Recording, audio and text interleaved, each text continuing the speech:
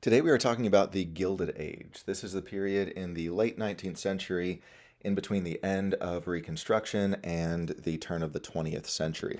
And this term Gilded Age was first used by Mark Twain, and he used it to refer to the kind of superficial glitter of this new wealth that was so prominently displayed in the late 19th century. You have a time of industrialization, great accumulation of wealth by some, and yet he said that was only the glitter, whereas underneath that gild, there was a lot of ugliness, a lot of problems that no one was really paying attention to.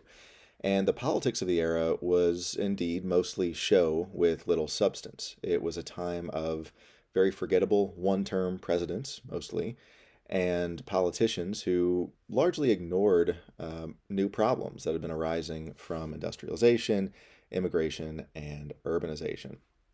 So let's talk first about the Western frontier at this point. In 1850, the western half of the United States was this vast, untamed, very quiet expanse. It was only sparsely populated, mostly by Native Americans who numbered only about a quarter of a million people. Now, about 15 million buffalo roamed the Great Plains. The Rocky Mountains were virtually untouched by human hands, and the Western Plateau and Pacific Ocean were very mysterious to most Americans. Well, all that changed in the second half of the 1800s. From 1850 to 1900, millions of Americans moved and settled in the western frontier. The buffalo were hunted to near extinction. Open lands were fenced in by either homesteads or ranches. You have steel railroads being built all across the West, and new towns emerged along those railroads. You have 10 new Western states entering the Union during these 50 years. Miners went west to dig for gold and silver in the Western mountains. Cattle ranchers and cowboys really controlled the plains, hence the term Wild West for this era. One thing that caused a lot of people to move west was the Homestead Act of 1862. This encouraged farming on the Great Plains by offering 160 acres of public land for free to any family who settled on it for 5 years or more. The goal of the U.S. government was to get people to move there in order to, quote, improve the land, to cultivate it, make it productive, make it useful for American industry. About 500,000 families took advantage of the Homestead Act, and millions more purchased land in the West from railroad companies that had been given land grants by the federal government to build railroads and towns along those railroads. Farmers out west had to adopt to a new, more arid climate. It was much drier in the west than it had been in the east, and so farmers had to adapt to having less rain. They adopted deep plowing techniques and river irrigation. Life out west was very hard, from extreme weather like tornadoes, which happened more out west than in the east. Droughts were very common, plagues of grasshoppers, as well as just lack of trees. I mean, imagine not having any trees around to build your home or to use to burn for a fire. You'd have to use something else.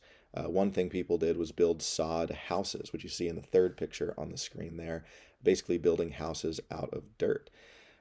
For all of these reasons, about two-thirds of all homesteaders failed, and by the 1890s, migration had shifted from going west to going back to the east, specifically to northeastern cities to work in factories. Frontier life really broke down class distinctions, though. It had a really positive effect of bringing about a stronger sense of community and equality because you really depended on each other to survive. There wasn't this kind of hierarchy or vast income inequality that you saw in northern cities. And the plains would later become the foundation of America's food supply. Now, as the western frontier was progressively taken over by white settlers, the Native Americans who were there lost both their land and the freedom they had to live according to their traditions.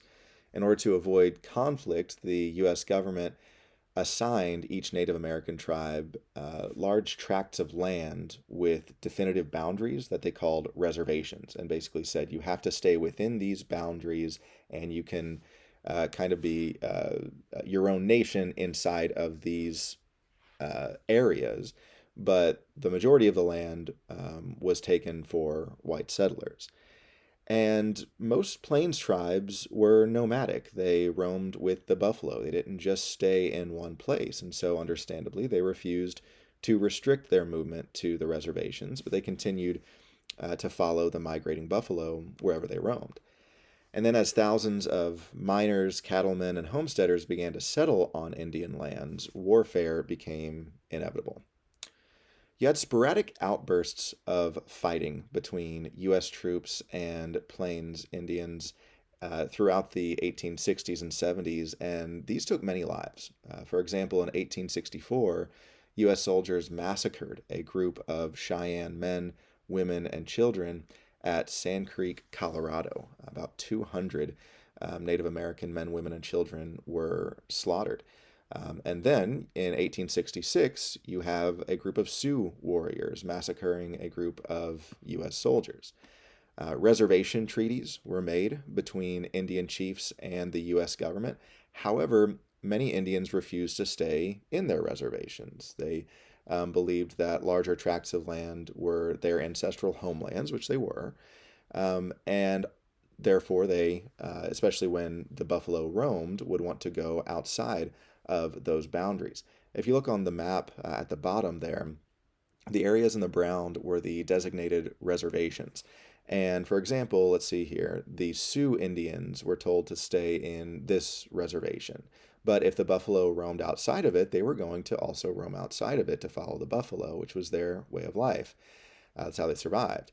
And then also, many white settlers refused to stay out of the reservations, especially if gold was struck there. For example, in the Black Hills here in South Dakota, gold was struck, and so you have a lot of white miners intruding inside of the reservations.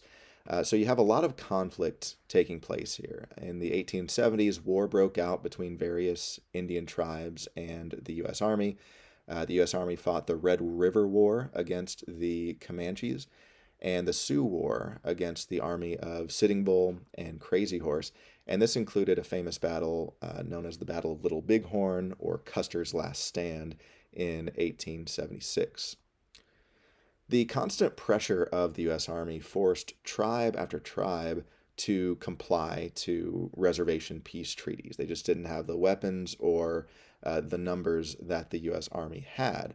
Additionally, the fact that white settlers were killing off most of the buffalo in order to use their hides, this forced the Plains tribes to change their way of life also, because they couldn't follow large herds of buffalo anymore.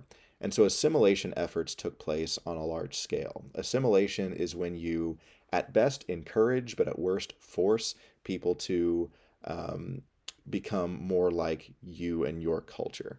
And that certainly occurred in Native American reservations. By 1900, disease and poverty had reduced the Native American population to just 200,000 people, which was a 50,000 person decrease. And most of them lived on reservations controlled by the federal government. Now, going ahead to 1924, in partial recognition of the failure of its policy of forced assimilation and kind of as an apology to Native Americans, the federal government granted U.S. citizenship to all Native Americans. And then in 1934, President Franklin Roosevelt created the Indian Reorganization Act, and this promoted the reestablishment of tribal organization and culture as an attempt to try to resurrect parts of Indian culture that had been lost. Today, over 1.8 million Native Americans living both on and off reservations belong to 116 tribes within the United States. Now, going to the South here, what was happening in the South after Reconstruction? Well, in short, the word is poverty. Despite progress and growth since the days of slavery, the South remained largely agricultural, very agrarian, and it was by far the poorest region of the country. Northern businesses dominated much of the Southern economy. A large share of all the profits from Southern industries and farms went to Northern banks and financiers who gained control of those industries after the Civil War. Industrial workers in the South earned about half of the national average, and they also worked longer hours. And most Southerners, both black and white, barely got by from year to year as sharecroppers and as small farmers. And the reason why the South remained stuck in poverty is there are several reasons for that, actually. First off, you had the South's late start to industrialization. Every nation that experienced industrialization struggled at the beginning and then learned to adapt to it. For example, in England, where the industrialization first started, they had to adapt to this new way of life by eventually getting rid of child labor, eventually getting rid of, tenements and super low pay for factory workers. And that entire process was very painful. We call that growing pains, a time where there's a lot of suffering until you finally learn to live a different way. Society learns to take care of people in a way they haven't had to before. And at this point, since the South had a late start to industrialization, they were just now experiencing that suffering. You also have the issue of northern greed, many northern banks and financiers taking a lot of the profits from southern workers. And you also have a poorly educated workforce. The South failed to invest in education. They failed to invest in technical and engineering schools, trade schools. And then you also have political leadership in the South offering very little help to poor whites and even less help to African Americans. So remember, during Reconstruction from 1865 to 1877, there was a ton of progress for African Americans. You have of course, abolition of slavery, but then you have the granting of citizenship, the granting of the right to vote, and you have hundreds of African Americans running and winning elections and becoming office holders in Southern governments and even in the U.S. federal government. But from 1877 to 1900, that all reversed because with the Compromise of 1877, federal troops were removed from the South, and therefore white supremacists were able to violate these laws or find loopholes in the civil rights laws that had been passed during Reconstruction and take away civil rights from black people. And indeed, in this era, known as the Gilded Age, over 95% of Southern blacks lost their right to vote, which had been guaranteed in the 15th Amendment. So you might ask, well, how did white leaders in the South get away with this? If that's literally against a constitutional amendment, how were they able to take away the right to vote for their black citizens? Well, they got away with it in three ways. They found loopholes in the law. Specifically, the 15th Amendment says you cannot refuse someone the right to vote based on their skin color. And so white supremacist governments in the South, they said, oh, well, then let's find a way around that. So instead of straight up saying, okay, you can't vote because you're black, they would say, all right, all black voters have to pay a poll tax before they can vote, which means you have to pay a certain amount of money before you can cast your vote. And as we just learned, poverty was a huge issue in the South, especially among African Americans. So most could not afford to pay that, which meant most couldn't vote. Secondly, you have laws being instituted that required black voters to pass a so-called literacy test before voting. And this was not simply, okay, can you read? It was deceptively worded and unfairly graded in order to deny all black people who took the test the chance to pass it and vote. And then thirdly, you have Southern governments only allowing people to vote if their grandfather had voted in elections before Reconstruction, known as the grandfather clauses. And this prohibited black people from voting since before Reconstruction, black people were not allowed to vote. Now, in Southern courts, African Americans were barred from serving on juries, so the justice system was very much rigged against them. Also, if convicted of crimes, they were often given stiffer penalties than whites. Lynch mobs killed over 1,400 men during the 1890s alone, 75% of whom were black victims. Other victims included Jews, Republicans, Catholics, or simply whites who were sympathetic to African Americans. Economic discrimination was also very widespread. This kept most Southern blacks out of skilled trades and even factory jobs. Most African Americans became stuck in dead-end farming and low-paying domestic work. And this period is often known as the nadir, which basically means the lowest point in a group of people's history. And because in some ways this truly was the darkest, most dangerous point in Black history. It's when poverty was at an all-time high, so was unemployment, and really Black lives were in danger because of lynch mobs and terrorist organizations like the Ku Klux Klan. Now, some Black leaders encouraged African Americans to just leave the South, to leave the South due to the lack of opportunity and the danger that they faced there.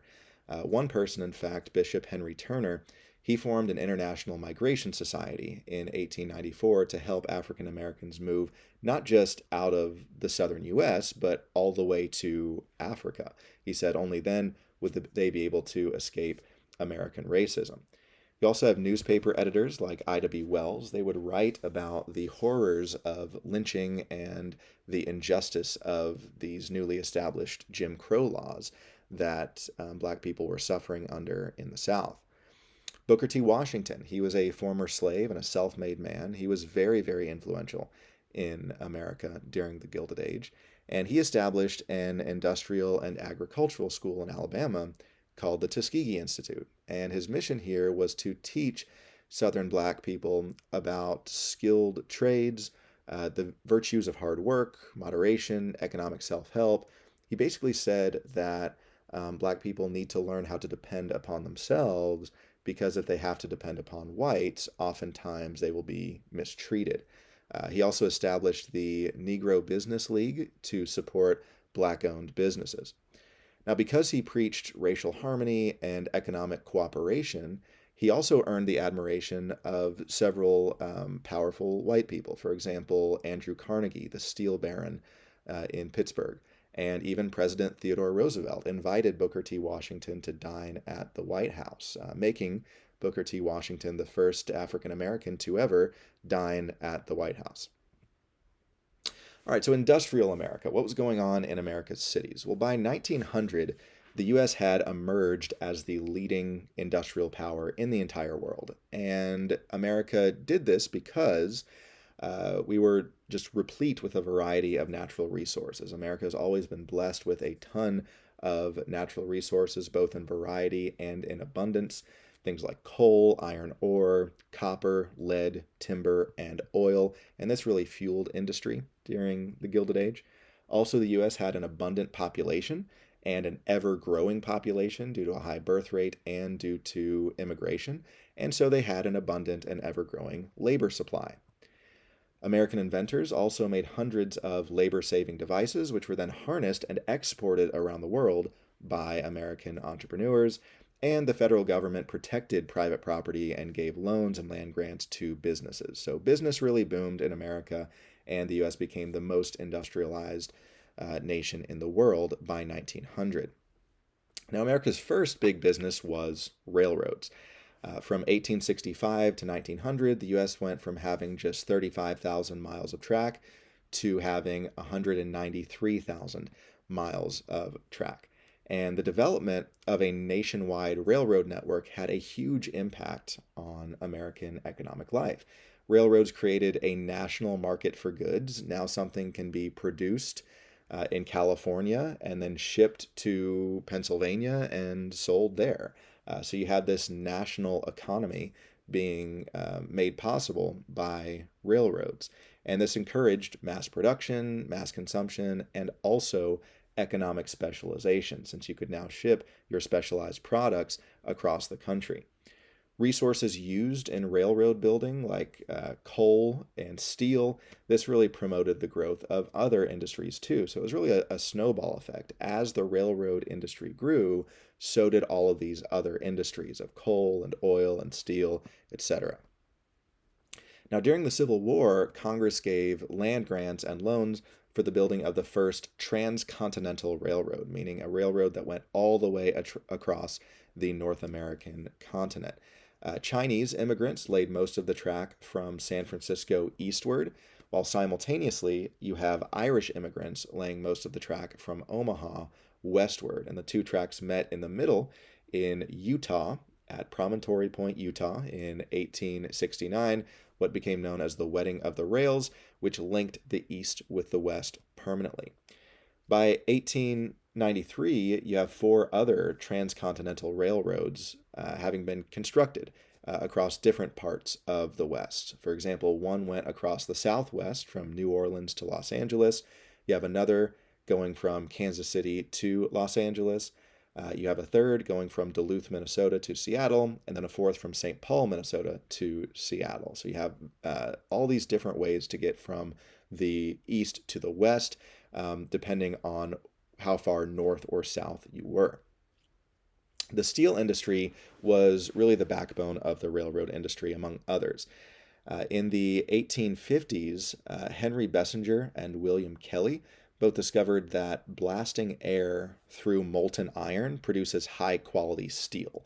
And this became known as the Bessemer process that produced this high quality steel, which was more durable and more malleable, which means easier to shape than iron was. The Great Lakes region, with its abundant deposits of coal and iron ore, became the steel producing capital of the entire world during the Gilded Age. In the 1870s, Scottish immigrant Andrew Carnegie started manufacturing steel in Pittsburgh, and Pittsburgh became the Steel City, hence the name Pittsburgh Steelers for their football team. His company, Carnegie Steel, controlled every step of the industrial process, from mining the raw materials all the way through transporting the finished product. Then in 1900, Carnegie sold his company to the banker J.P. Morgan for $400 million.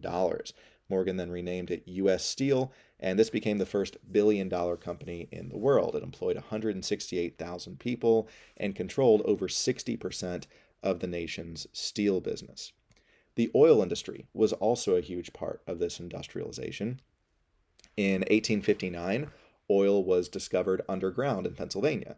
Now, this was huge because before this, oil was only known to be found in plants and animals. For example, the whaling industry was huge. People would go out and harpoon whales in order to harvest their blubber and make it into oil. Now you have a much less dangerous and more abundant way to acquire oil, so this really fueled industry. So the whaling industry was replaced by the underground oil industry, which quickly became a billion-dollar business. In 1863, John D. Rockefeller founded an oil refinery business, which he eventually called the Standard Oil Trust. And he applied the latest technologies and very efficient practices. Then he temporarily cut prices, which forced rival oil refinery companies out of business, and then he raised prices again once they were out of business. Very unfair thing to do, but that is how John D. Rockefeller became the world's first billionaire. By 1881, his company controlled 90% of the oil refinery business in America. And a couple terms here, trusts, those were various companies that conspired together to control an industry and basically say, okay, we're not going to lower our prices. That way we can all make more money from the consumers. And then a monopoly is when a single company controls a market and does the same thing. And because of this, as I said, Rockefeller became the world's first billionaire. He also had a lot of new inventions at this time. In 1844, Samuel Morse invented the telegraph and Morse code to tap out messages across a cable for miles. And soon, messages were able to be sent across the country. Then in 1866, Cyrus Field invented the transatlantic cable, and this made it possible to actually send messages across the Atlantic Ocean in an instant. By 1900, cables linked all continents of the world in an electronic network of instantaneous global communication. Then in 1876, Alexander Graham Bell invented the telephone. Another invention of this era was the typewriter in 1867. And then, of course, you have Thomas Edison, perhaps the greatest inventor, most famous inventor of all time. He invented a machine for recording voices in 1869. He then organized a research team and a laboratory at Menlo Park, New Jersey, from which came inventions including the phonograph, the light bulb, which he's most known for, and even the motion picture camera. George Westinghouse invented a transformer for producing high voltage currents, and this made electric lamps, streetcars, subways, machinery and various appliances possible. So the new industrialized world brought about a lot of good, but it also brought about a lot of hardships for the working people. For example, safety issues in these new factories, sanitation issues, both in the factories and in tenements, which were the hastily constructed, poorly designed, low quality apartments that laborers had to live in. You had child labor going on, very low pay for factory workers, long hours, bad housing, crime. These were all rampant issues in these newly industrialized urban centers. In 1877, during an economic depression, railroad companies cut wages in order to reduce costs for them. And wages were also already pretty low to begin with. Workers across the country responded to this by going on strike. This shut down 2/3 of the country's trains, and 500,000 workers from other industries joined in this strike. This became known as the Great Railroad Strike of 1877. Strike demonstrators turned violent, and then President Rutherford B. Hayes used federal troops on the rioters, and over 100 people were killed. Labor unions then formed for the purpose of collective bargaining. They say, okay, instead of just rioting, let's focus here, let's organize, let's collectively bargain with employers to try to get better pay, better housing, better, safer working conditions, etc. And these labor unions included the National Labor Union, the Knights of Labor, and the American Federation of Labor. Now, both peaceful strikes and violence were used, with peaceful methods accomplishing much, much more. The U.S. tripled in population during the second half of the 1800s, partially due to immigration. You have both push and pull factors contributing to millions of people moving from Europe to the U.S. A push factor is something negative in your country that makes you want to or have to leave, and a pull factor is something positive about another country that attracts you to it. Now, steamships made travel to the New World affordable for poor people for the first time. And through the 1880s, most immigrants came from Northern and Western Europe, places like England, Scotland, Ireland, Germany. And these old immigrants, as they were called, were mostly Protestant English speakers and didn't have much culturally different to Americans who were already here. But then beginning in the 1890s and continuing through 1914, most immigrants started to come from Southern and Eastern Europe, places like Greece and Russia and Italy. And these so-called new immigrants were less accustomed to democracy. That was less of a tradition in their countries. They were usually illiterate, and they were largely Roman Catholic, Eastern Orthodox, or Jewish. So you have religious differences, you have cultural differences, you have differences in ideology, as well as differences in languages that were spoken. Most immigrants moved to the cities, because that's where the jobs were, and many of them formed ethnic enclaves, which are basically communities where you can live together with people who share your language and customs. Now, during this time, millions of people moved from farms and rural areas to urban centers, to cities for economic opportunities. Over 1 million African Americans moved from southern farms to northern cities around this time, and cities became increasingly diverse, but also increasingly crowded.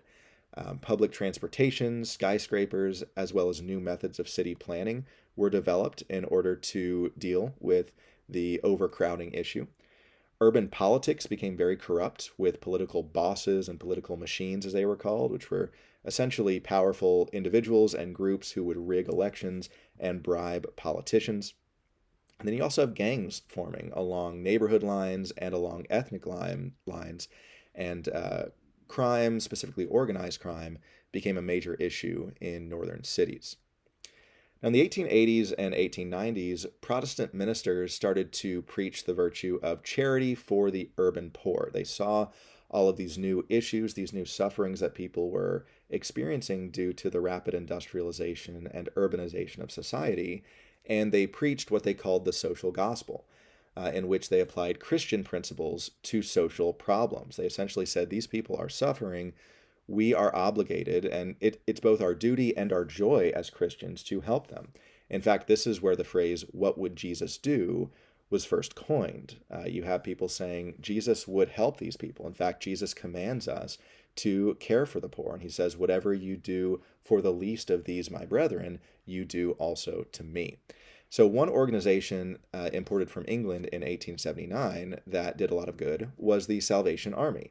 They still do a lot of good. They provided the homeless and the poor with food and lodging while also preaching the gospel to them. And they called this care for both the body and the soul. Urban life often separated people, however, from their extended families and community support. Rapid urbanization led to the breakdown of many American families.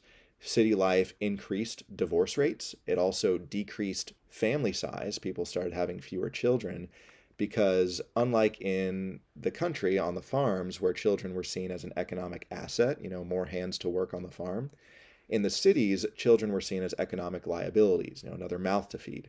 And so you have people having fewer kids, divorce rate increased, and people started to separate from their extended families and former communities. Rutherford B. Hayes was president from 1877 to 1881, and then James A. Garfield was president in 1881, and both of them had to deal with an executive branch that had become very corrupt, with thousands of loyal Republicans expecting payouts from them and government jobs from them because they had supported them in their election and had endorsed them and gotten them support. And this became deadly in 1881 when President Garfield was shot by a deranged office seeker who had felt slighted by him, felt like he was entitled to a government payout or a government job because he had supported Garfield and voted for him. And this happened just a few months after Garfield took office as president. He held on for about 11 weeks and then he died of the wound, making him the second U.S. president to be assassinated. Chester A. Arthur took office. He was Garfield's vice president, and he served from 1881 to 1885, and he determined himself to root out corruption. A civil service commission was formed to ensure that office holders were qualified instead of just being bought off. And Arthur also modernized the U.S. Navy. Grover Cleveland was president from 1885 to 89. He was very honest. He was also very uncompromising. He was frugal or careful with money, and he believed in limited government. But he also sought to regulate businesses with the Interstate Commerce Act. In the election of 1888, Cleveland ran for re-election, and one thing that he supported was lowering tariffs. He said we should lower taxes on imports. And in this election, voters believed that tariff cuts would ruin business prosperity. So instead of re-electing Cleveland, voters went for Benjamin Harrison, who ran against him, and he supported higher tariffs. So Cleveland lost this election to Benjamin Harrison, who served from 1889 to 93. Now, he believed in larger government and approved billions of dollars in federal spending. He also signed the Sherman Antitrust Act, and this sought to increase market competition and lower prices for consumers. Well, the election of 1892 was a rematch between Harrison and Cleveland. This time, Cleveland won because voters had started to dislike the extent to which Harrison had raised tariffs and taxes.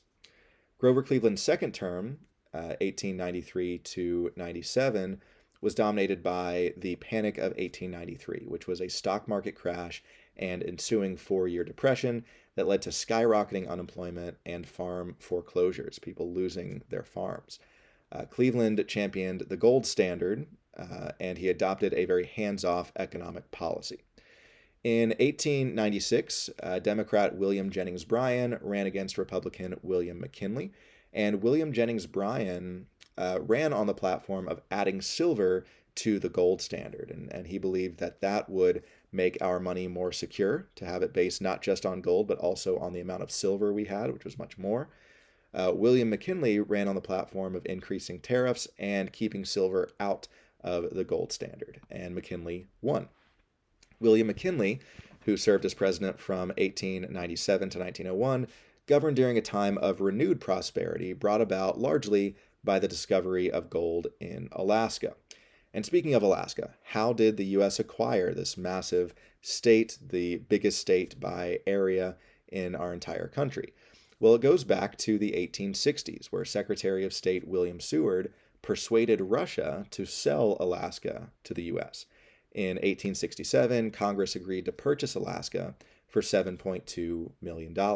Now, at first, this was a very unpopular move. People saw this as a waste of money. They said, what are we going to do with Alaska? That's way up there. It's cold. People called it Seward's icebox and Seward's folly. But its true value became very evident in years to come, not only being a gorgeous state with tons of natural wildlife, but also a state replete with resources like oil and gold later.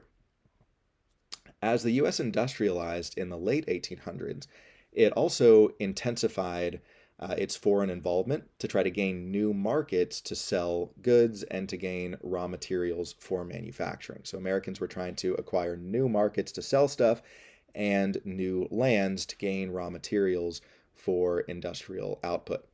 U.S. leaders advocated for expansionist policies at this time to give America a new frontier in order to combat public discontentment. It was believed that Americans needed an ever-growing frontier, a new place to look towards in order to keep them from becoming discontent with a stagnant country.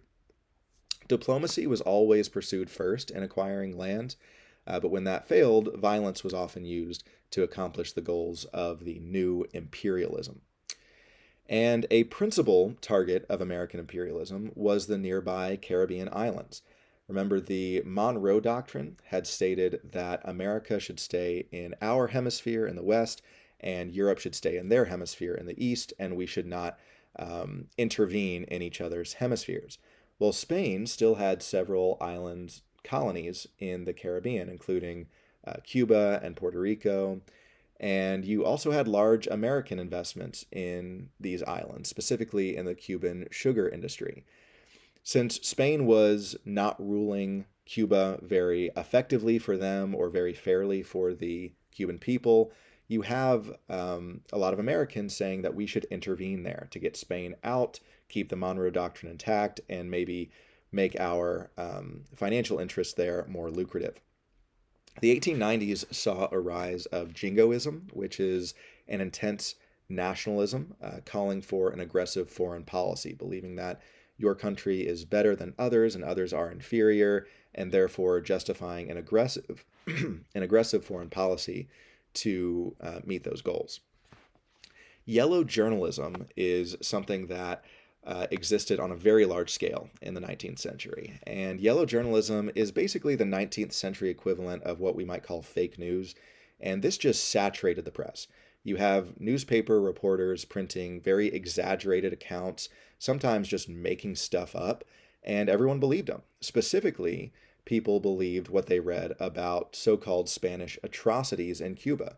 You had these journalists making up these atrocities that Spain didn't actually commit, but the newspapers in America said they did, and said that they were killing off the Cubans by the thousands, and they were torturing them and oppressing them. And the public believed it. They believed what they read in the newspapers, and therefore, good-hearted Americans said we need to put a stop to these atrocities. And they urged Congress and President McKinley to intervene in Cuba. Then on February 15th, 1898, the U.S. battleship Maine was anchored in Havana Harbor, Cuba, when it suddenly exploded, and it killed 260 Americans on board. Now, the yellow press just jumped at this, and they said, we have to blame Maine for this. We have to blame Spain for this. And they accuse Spain of deliberately blowing up the ship. I mean, if you look at the New York Journal there, the headline says, Spain guilty.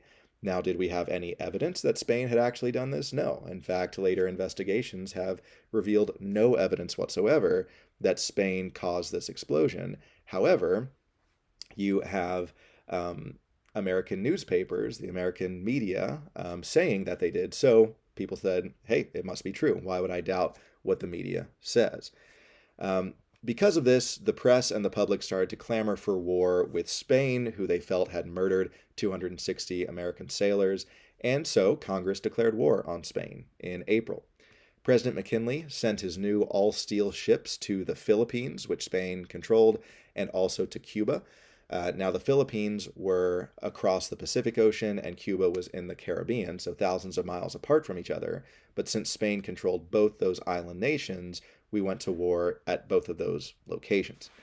From May to August of 1898, the U.S. Navy attacked the Spanish fleet in Manila Bay, Philippines, and then recruited Filipino rebels to help them defeat Spain on land. A lot of the native Filipinos fought alongside American forces who they believed were liberating them from Spanish control. Then from June to August of 1898, simultaneously as the Filipino campaign, you have the U.S. Army invading Cuba and fighting the larger Spanish army with the help of Cuban rebels, who also fought alongside American soldiers who they believed to be their liberators. 5,000 Americans died of malaria, typhoid, and dysentery during this war. Only 500 died in battle because it was a very short war.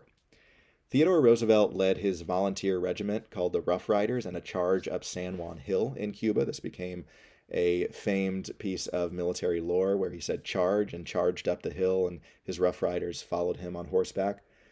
The U.S. Navy then destroyed the Spanish fleet at Santiago Bay, after which Spain surrendered and asked for peace. Now, a few years before the Spanish-American War, American entrepreneurs had aided in the overthrow of Hawaii's queen, Liliuokalani. And then in July of 1898, while the Spanish-American War was happening, William McKinley used the pretext of the war as an excuse to annex Hawaii, basically as a part of the war effort, he said, even though they didn't really have anything to do with the war. Then in 1900, Hawaii became a territory of the U.S.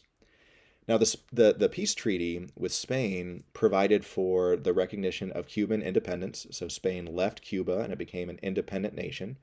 And then Spain also left Puerto Rico, Guam, and the Philippines, but all three of those became American territories. Now, specifically, people in the Philippines hated this. They were outraged that the nation that they had fought alongside and believed to be their liberators had just become their new colonizers. So they fought back against U.S. control. Emilio Aguinaldo led bands of guerrilla fighters in the Philippines in a war against U.S. control. The Philippine-American War, as it became known, from 1899 to 1902, took 4,200 American lives and 250,000 Filipino lives, many of them civilians, mostly due to famine and disease. The Philippines then remained a U.S. colony until 1946. So after the Spanish-American War, as we dawn the 20th century, national pride in America was at an all-time high. Because of America's swift, decisive victory, because of our new territorial acquisitions. And at this point, even Southerners joined in this sense of national pride, really for the first time since the Civil War. Since the Civil War, 30 years earlier, Southerners had felt very defeated and very separated from the rest of the country. But now you have Southerners, Northerners, Westerners all working together to win a war together. And this really unified the nation for the first time since the Civil War. The Spanish-American War also changed the global perception of the U.S. America was now seen as a major world power, on par with, and maybe even perhaps exceeding, the empires of Europe. And the 20th century would in fact become known as the American century.